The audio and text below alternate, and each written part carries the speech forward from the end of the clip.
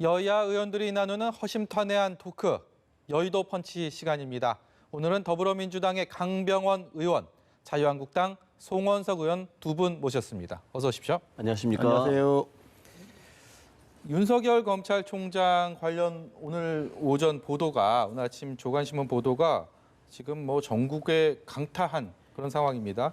그 윤석열 총장 관련돼서 사건을 요약을 하면 보도의 요지는 이른바 김학의 전 차관 스캔들 의혹의 핵심 인물인 건설업자 윤중천 씨와 윤석열 총장의 어떤 관계를 조명한 부분인데 그 의혹을 제기를 했는데 이 부분에 대해서 당시 재조사를 하면서 수사를 맡았던 여환석 검사장이 이 부분을 또 일부러 알고도 모른 척했다 이런 식으로 덮었다. 이런 게 의혹의 지금 핵심인데 오늘 법사위 국정감사에서 그 당시 수사를 맡았던 여환석 검사장이 대구지검장인데 대구지검에 대한 국정감사가 공교롭게 열리면서 굉장히 지금 난타전이 벌어지고 있다고 합니다. 조금 전에 있었던 법사위 국감 모습인데 물론 현재도 진행 중입니다. 조금 전에 있었던 질의 모습들 일단 보고 두 의원님과 얘기 나눠보겠습니다. 예, 통영시 고성군 출신의 정점식 의원입니다. 1994년 3월 2일 날 제가 검사로서의 첫 발을 디딘 대구고지검에서 국정감사를 하게 돼서 감회가 새롭습니다. 자, 대구검사장님. 김학의 전 차관 사건 수사단장 하셨죠? 예. 오늘 한겨레 보도를 토대로 말씀을 드리겠습니다. 오늘 그 한겨레 담당 기자가 김현정의 뉴스쇼에 출연을 해서 한참 인터뷰를 진행하는 도중에 정치자 한 분이 이런 글을 올렸다고 합니다. 최동욱 총장의 그런 프레임이 떠오른다. 그런 프레임을 씌우는 거 아니냐라는 댓글이 달렸다고 합니다. 저도 그런 의심을 지울 수가 없습니다. 자, 단장님은 검사장님은 그 당시 단장하면서 1, 2차 사건 수사 기록들 다 봤습니까? 예. 그 진상조사 언론 보도에 따르면 진상조사단은 1차 수사 기록에서 전화번호부, 명함, 다이어리 등에서 윤석열 총장의 이름을 발견했다고 그러는데 그 검사장도 명함이나 이런 데서 윤 총장 이름 발견한 적이 있습니까? 없습니다. 오늘 다른 보도를 보니까 1차, 2차 수사팀장 그러니까 중앙경 그 당시 강력부장들도 자기들도 명함, 다이어리 전화번호부를 다 봤지만은 윤 총장의 이름은 없었다라고 하는데 검사장도 역시 마찬가지 모양이죠. 예. 그런데 지금 진상조사단 그러니까 한겨레 신문 보도에 따르면 진상조사단에서는 1차 수사 기록에서 이 이름을 확인하고 그리고 윤중천을 불러서 윤 총장과 친분이 있다는 진술을 받았다. 그리고 나서 그리고 원주별장에서 윤 총장이 접대를 받았다라는 진술도 역시 받았다. 이걸 조사단의 진술 보고서에 기재를 했다. 그리고 이 진술 보고서를 법무부 과거사 위에도 보내고 검찰에도 보냈다라고 하는데 이런 진술 보고서 본 적 있나요? 접대를 받았다는 진술이 있는 것은 아니고 그 정확한 워딩을 지금 여기서 말씀드리기는 어렵지만 아주 애매한 표현인데 만난 적도 있는 것도 같다. 이런 취지의 그 면담 보고 형식의 그 조사 당시 그 과거사위 조사단 관계자의 면담 보고서가 있습니다.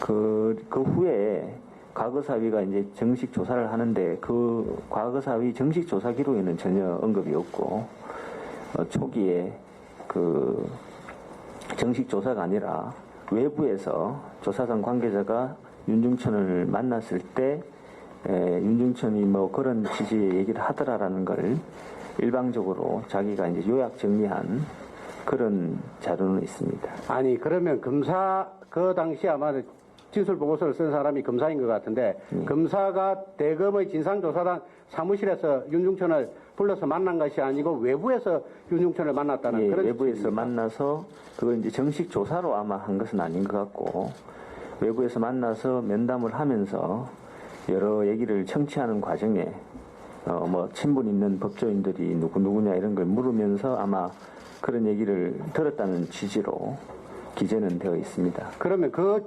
진술 보고서를 보고 예. 그 수사단에서는 어떤 조치를 취했습니까? 저희들은 이제 그 후에 그 기록을 그 조사단에서 기록을 인계받은 이후에 윤중천에게 이제 그 면담 보고와 같은 얘기를 한 적이 그 밖에서 만나서 얘기한 적이 있냐고 물었더니 그렇게 얘기한 적이 없다고 그렇게 얘기를 했고 또한 1, 2차 수사 기록이라든지 기타 다른 자료에 일체 윤석열에 대한 자료가 없기 때문에 윤석열을 안다는 자료가 없었기 때문에 더 이상 진행을 하지 못했습니다. 그러면 그 검사인지 아닌지 그 진술 보고서의 작성 주체인 진상조사단을 수사단으로 불러서 왜 그런 보고서가 작성되었는지 확인한 적은 있습니까? 그거는 저희들이 뭐 진상조사단은 어떻게 보면 정식적인 수사기관도 아니고 자기들이 또 그 부분에 대해서 그 과거사위원회에서 윤석열 부분에 대해서 무슨 수사 권고를 한다든지 의뢰를 한다든지 일체 그런 게 없었기 때문에 그 부분에 대해서 저희들이 더 물어볼 필요도 없었습니다. 예. 과거사의 진상조사단의 그 보고서 자체가 너무 허황돼 가지고 아예 진실 규명을 할 필요조차도 없다는 생각을 한 모양이죠. 진실 규명이 아니라 그게 무슨 서로 그게 사실이라 하더라도 뭐 만난 적이 있다 손치더라도 그게 무슨 범죄 혐의가 되는 것도 아니고 검찰에서 그걸 수사할 무슨 명분이 있는 것도 아니고 그조차도 윤중천은 뭐 그렇게 얘기한 적이 없다고 하고 또 객관적인 무슨 전화번호부라든지 휴대폰 내부 통화 내역이라든지 이런데 전혀 그런 게 없기 때문에 흔적이 없기 때문에 더 이상 뭐 어떻게 할 이유도 없는 것이고 그렇습니다. 예. 그러면 실제로 윤중천이 윤 총장을 알고 있다라는 말은 했습니까? 그런 얘기를 안 했습니다. 그런 진술 자체를 한 적이 없다고 합니다. 예. 네. 법사위 국정감사 조금 전에 있었던 질의와 거기에 대한 답변 상황을 직접 보고 오셨습니다. 윤석열 검찰총장 관련 의혹 보도는 사실 예상하지 못했던 시점에 예상하지 못했던 내용의 보도가 나오면서 이제 진위 여부를 떠나서 일단 굉장히 충격적인 상황으로 받아들이는 분들이 많은 것 같습니다. 여기에 대해서 좀 정리를 해봐야 될 것 같은데 민주당 내 분위기는 좀 어땠습니까? 여기 오시기 전에 당에서 또 동료 의원들과 이 관련된 얘기들 어디 가도 이렇게 회자가 많이 됐을 것 같은데요.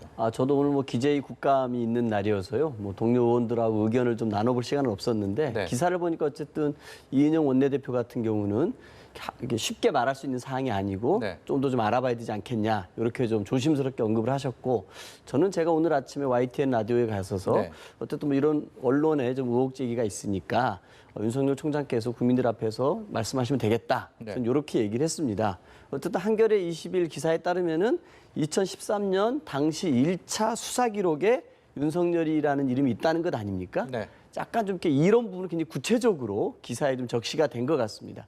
그리고 지금 우리 여한섭 대구지검장 얘기를 들어보면은 그때 어쨌든 그 진상조사단에서 면담을 했는데 네. 거기에서 윤중천이 윤석열 총장과 만난 듯이 있다는 식으로 얘기를 했고 그게 어쨌든 보고서에 기재됐다는 건 아니겠습니까? 예. 그리고 그게 검찰 수사단으로 올라갔었는데 좀 이렇게 그 부분에 관해서 당연히 그냥 또 정식 조사를 했을 때 모른다고 할 수 있겠죠. 네. 근데 그런 부분들에서 그냥 쉽게 수긍을 하고 넘어갔는데 그 이후에 윤중천이라는 분의 이렇게 말의 신뢰도라든지 등등을 보고 김학의 전 차관이 지금 구속돼 있지 않습니까? 이런 네. 상황을 봤을 때는 너무 윤중천이란 분의 이 진술에 굉장히 좀 신뢰를 전폭적으로 한 것 아닌가 이런 생각이 있어서 네. 뭔가 좀 이런 부분에 관해서 많은 국민들이 좀 의구심을 가질 수 있지 않겠나라는 생각이 들고요. 네. 아마 언론도 이런 부분에서 본인들의 취재원이 있을 테니까 네. 추가적으로 본인들이 그렇게 기사 쓴 거에 대한 또 다른 기사들도 내올 거라 생각하고요. 네. 더 많은 어쨌든 얘기들이 오면서 실체적 진실이 무엇인지 검증되지 않을까 싶습니다. 네. 오늘 오전에 이제 자유한국당의 나경원 원내대표는 윤석열 검찰총장에 대한 흠집내기가 시작이 됐다. 그리고 물타기, 본질 흐리기 공작이 지칠 줄 모른다라고 강하게 비판을 했습니다. 자유한국당 입장에서는 어쨌든 조국 장관의 일가를 수사하고 있는 검찰, 거기다가 뭐 검찰 개혁 문제를 놓고도 조금 현재 뭐 정부 그리고 여당과 좀 그렇게 곱지 않은 시선을 받아왔던 윤석열 총장에 대한 흠집내기다라고 좀 프레임을 정한 모습인데요. 어떻습니까? 예, 정확한 지적이십니다. 오늘 아침에 대법원 앞에서 우리 자유한국당의 원내대책회의를 긴급히 개최를 했죠. 지금 이제 조국 수사와 관련해서 이제 그 부인 정경심 그 교수는 이미 1차 기소가 되어 있고 네. 소환 조사가 지금 2번, 3번 이어져 있지 않습니까?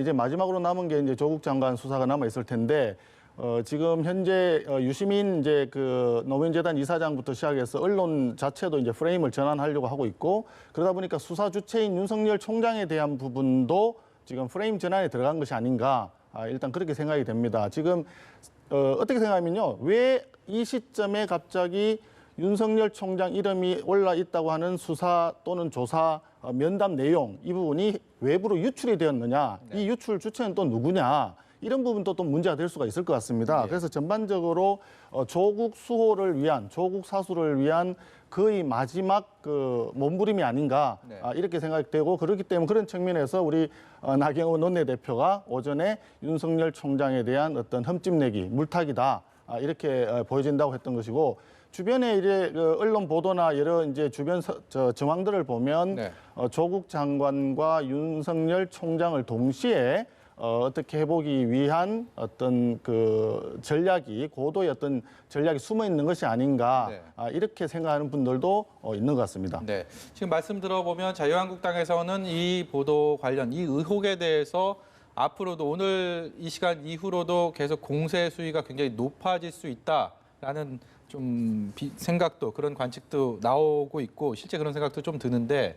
그렇다면 민주당 입장에서는 오늘 이인영 대표는 굉장히 소극적인 뭐 신중한 모습을 보였습니다. 신중했다고 표현한 게 맞겠습니다. 신중한 모습을 보였는데 어쨌든 간에 이 문제가 정쟁의 소재로 뭐 비화되는 부분들에 대해서는 민주당 입장에서는 조금 부담스러운 부분이 있겠죠. 어떻습니까? 저도 그 부분은 좀 판단을 잘 못하겠습니다. 어쨌든 그런데 이제 한국당이 이거를 뭐 윤석열 총장에 대한 흠집내기다, 조국 수사 물타기다라고 하는 건 좀 과하신 것 같습니다. 제가 봐서는 이것이 정말 사실관계가 맞는지 여부를 신중하게 좀 지켜보는 게 맞지. 이것에 대해서 마치 뭐 정권이 움직여서 뭐 지금 뭐 검찰 내에 뭔가 뭐 소스를 언론에 던져주고 그 언론이 터트리고 막 이런 그림들을 좀 그리시는 것 같은데요. 그건 좀 과한 정쟁을 위한 포인트 같고요. 제가 봐서는 어쨌든 뭐 그 여한섭 대구지검장이 얘기했듯이 진상조사단이 윤중철을 면담할 때 윤석열을 안다는 듯이 얘기를 했고 그게 보고서로 있다는 것 아니겠습니까? 아마 그게 출발이 됐겠죠. 그거에 출발해서 나름대로 한겨레 21에서 취재를 했고 그래서 핵심 증인이 뭐 3명 있다. 이렇게 기사에 나오지 않았습니까? 저는 그런 부분들에 관해서 검찰이 저는 밝힐 거라고 봅니다. 만약에 정말 뭐 검찰이 자신 있다 그러면은 1차 수사 기록에서 그런 부분들에 관해서 뭐가 있다라 그러면 브리핑도 할 수 있을 것이고 그래서 국민적 의혹을 해소하고 당시의 진실이 무엇이었는지 밝히는 게 중요하지 이거를 또 정쟁의 한가운데로 끌어들여서 검찰을 또 흔드는 것은 저는 옳지 않겠다라고 생각합니다. 결국은 지금 조국 장관에 대한 찬반 입장들 거기서 시작된 어떤 양분된 그런 논리들과 진영 논리들이 계속 그 외연을 확장하고 있는 그런 분위기입니다. 그러니까 사실 윤석열 총장에 대한 부분은 예상하지 못했던 앞서서도 말씀드렸지만 이게 어디까지 불통이 튈지를 예상을 못하겠어요. 그러니까 앞서도 말씀드렸지만 전체 판을 보시면요. 사실은 이 문제가 이렇게까지 국가적인 그 국론 분열 상황으로 갈 이유가 전혀 없었죠. 단지 법무부 장관이라고 하는 국무위원 한 사람의 자격이 또는 그 도덕적 수준이 되느냐 이 청문회에서의 어떤 시시비비를 가릴 정도의 상황이었는데 이것이 어느 순간에 몇몇 분들이 주동이 되어서 진영 간의 다툼으로 이걸 전환을 시켰거든요. 그렇기 때문에 사실은 한 사람의 어떤 법무부 장관으로서의 자질과 능력 그리고 도덕적 수준에 대한 부분이 그 진영에서 이것을 수호하지 않으면 우리는 끝난다. 이런 식으로 몰아가다 보니까 드디어는 광화문과 서초동이라고 하는 두 군데로 나눠진 어떤 대규모 집회 네. 현장까지 가지 않았습니까? 네. 그런 상황에서 이제 마지막 수순에 조국 장관에 대한 수사가 이제 마지막에 조여오기 때문에 그래서 마지막 그 프레임 전환을 위한 쪽으로 갔다. 지금 보여지는 게 그 부분이고 윤석열 총장은 그 20여 년간 그 다른 일로 원주에 한 번 갔을 뿐이고 그 이후에는 원주에 가본 적도 없다. 또 이렇게 얘기를 했고 대검 관계자도 윤 총장은 윤 씨와 면식이 없다. 이런 또 얘기를 했네요. 그렇기 네. 때문에 지금 현재 더 중요한 것은 윤 총장이 그 윤중천 씨가 이 양반을 잘 아느냐, 네. 또 그 사이에 뭔가 있었느냐 이게 중요한 것이 아니라 현재 수사가 진행 중에 있는 조국 일가의 이 부분에 대해서 빨리 수사를 마무리해야 되고 또 그 이전에 대통령께서 조국 장관 임명한 부분에 대한 국민적인 여론에 대해서 어떻게 답을 내놓을 것인가 이 부분에 대해서 그 기본으로 되돌아가야 되지 않을까 네. 이런 생각이 듭니다. 네. 이번에는 두 현역 국회의원 두 분께 제가 앵커가 아닌 유권자의 한 사람, 국민의 한 사람으로서 좀 궁금한 거를 동시에 여쭤보겠습니다. 지금 정치권에서는 조국 장관 동생에 대한 구속영장 기각을 놓고 법원에 대한 여야, 특히 자유한국당과 더불어민주당의 시선이 완전히 엇갈리고 있습니다. 그리고 정경심 교수 수사에 대한 검찰의 수사 지금 행보를 놓고서도 민주당과 한국당의 의견이 완전히 엇갈리고 있습니다. 정치권에서 의견에는 당연히 엇갈릴 수 있고 그 엇갈린 의견을 토론을 하면서 어떤 공론화하는 게 정치권의 또 다른 뭐 큰 책무라고 생각을 합니다만 사법부를 대표하는 기관인 법원과 검찰에 대한 솔직히 말해서 좀 아전 인수식 해석을 한다. 쉽게 말해서 내로남불 뭐 이런 흔들기를 한다. 이런 비판들도 많습니다. 거기에 대해서는 이게 올바르게 흘러가고 있다고 보시는지요? 저는 일단은 그 사법부의 판결, 그 판단에 대해서는 우리 사회가 일단 존중해야 한다고 생각합니다. 민주주의 사회에서 이런 판단의 문제, 법의 위반 여부, 네. 법을 존중했는지 안 했는지의 판단은 결국은 사법부만이 할 수가 있는 것이거든요. 근데 그 사법부의 판단에 대해서 우리가 존중하지 않는다 그러면 대한민국 사회를 이끌어갈 기준점이 사라지는 거고 네. 우리 스스로가 민주주의를 저는 지킬 수 없다고 생각합니다. 저는 그런 의미에서 사법부의 판단을 무조건 존중하는 게 옳다. 네. 하지만 과거에 사법부의 판단을 말씀하신 것처럼 아전 인수식으로 해석을 하고 네. 비판을 넘어서 사법부의 판단에 불복하는 모습을 보인다거나 네. 또 이 판단을 내렸던 판사라든지 이런 사람들의 인신공격까지 가는 경우가 있었는데요. 정말 이런 과거들은 저는 청산돼야 될 잘못된 모습이라고 생각합니다. 네. 저는 이 사법부의 판단을 존중하는 것 이것이 정말 민주주의 지키는 길이라고 생각하고요.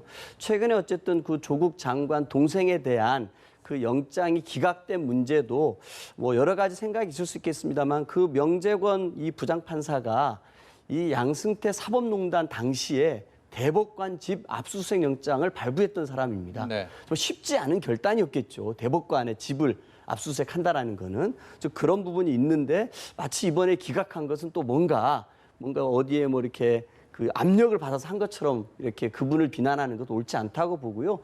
나름대로 사법부의 판단을 저는 존중하는 것이 맞겠다 생각합니다. 네. 사법부 판단에 대한 존중을 말씀하시면서 오늘 아침에 자유한국당의 대법원 항의 방문에 대한 것을 우회적으로 비판하신 것 같습니다. 여기에 대해서 송 의원의 묵직한 반론을 하신다면요. 묵직하게 해야 됩니까? 저는 강병원 의원이 말씀하신 사법부 판단을 존중하자는 기본 취지에는 동의를 합니다. 당연히 사법부가 마지막 그 보루이기 때문에 그 말씀은 맞는데 그것이 왜 하필이면 이 순간에 조국의 동생에 대해서는 그 사법 저울이 흔들리고 있느냐, 균형을 잃고 있느냐 이 부분에 대한 국민적인 의혹이 있다는 거죠. 왜냐? 그 웅동학은 그 교사 채용 비리와 관련해서는 조건 씨가 스스로 인정을 했습니다. 그리고 돈을 전달했는 사람, 돈을 준 사람들은 두 사람이 다 구속이 되었어요. 예. 그런데 돈을 받은 주범에 해당되는 이 조건 씨는 왜 구속을 면해야 되느냐? 네. 여기에 사법적으로 과연 형평이 맞느냐? 이런 문제고요. 또 그 구속영장을 기각을 하면서 법원에서 뭐라고 했느냐? 건강 문제도 얘기를 했습니다. 그런데 건강 문제는 조건 씨가 스스로 구속 적부심이 있는 날 수술이 있다.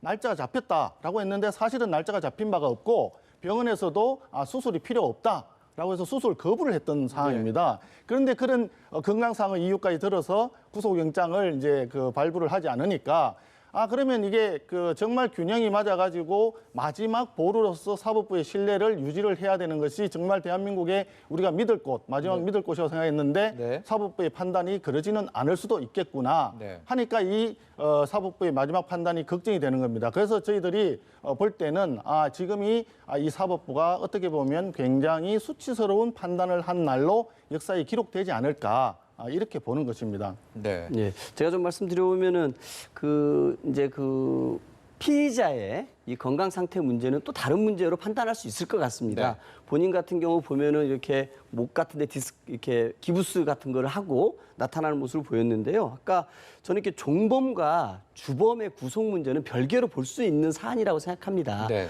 그리고 어쨌든 송원석 의원님께서도 인정하셨습니다만 우리가 사법부의 판단을 존중하다고 하지 않았습니까? 그런데 제1야당에서 대법원 앞에 가가지고 그 많은 의원들께서 거기에서 대법원을 규탄되어야 한다? 이게 과연 사법부의 판단을 존중하는 것인지, 민주주의 최고의 보루인 사법부를 존중하는 모습일 것인지, 아니면 정말 이 대법원 자체에 대해서 불복하고 압박하는 모습인지 우리 국민들은 알 것입니다. 저는 사법부의 판단을 존중한다고 했으면은 정말 논편 정도로 해서 유감이다, 뭔가 부족했다고 생각한다, 이 정도 하면 되지 않았을까 싶거든요.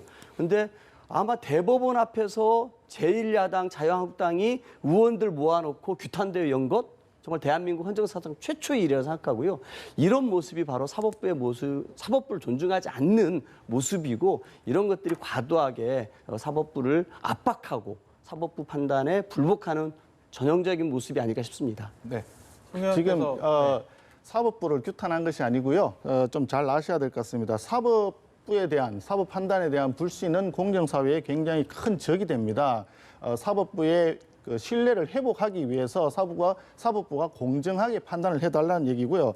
지금 이렇습니다. 한비자에 거울이 흔들리면 밟지 못하고 저울이 흔들리면 바르지 못하다. 법을 두고 이렇게 말씀을 했어요. 옛날 아주 오래된 과거의 얘기입니다. 그런데 지금 국민들은 이렇게 생각을 하는 거죠. 자, 주범, 종범 논란도 있을 수 있고 건강 논란도 있을 수 있고 사법부에서 구속영장을 기각한 여러 가지 얘기를 하지만 국민들이 보는 시각에서는 이 정권의 최고 실세의 동생이기 때문에 구속영장이 발부가 안 되고 기각이 되었구나 이렇게 보이는 겁니다. 그렇기 때문에 우리 한국당에서 오전에 지금 그 대법원 앞에서 집회를 가진 것은 원내 대책회의입니다. 규탄을 하기 위한 것이 아니고 사법부가 공정성과 신뢰성을 되살릴 수 있도록 노력해 달라라고 하는 점에서 오늘 같은 날이 어제죠. 어제 같은 날이 정말 사법부 입장에서는 굉장히 치욕스러운 날이다라고 해서 그렇게 말씀을 드린 거고요.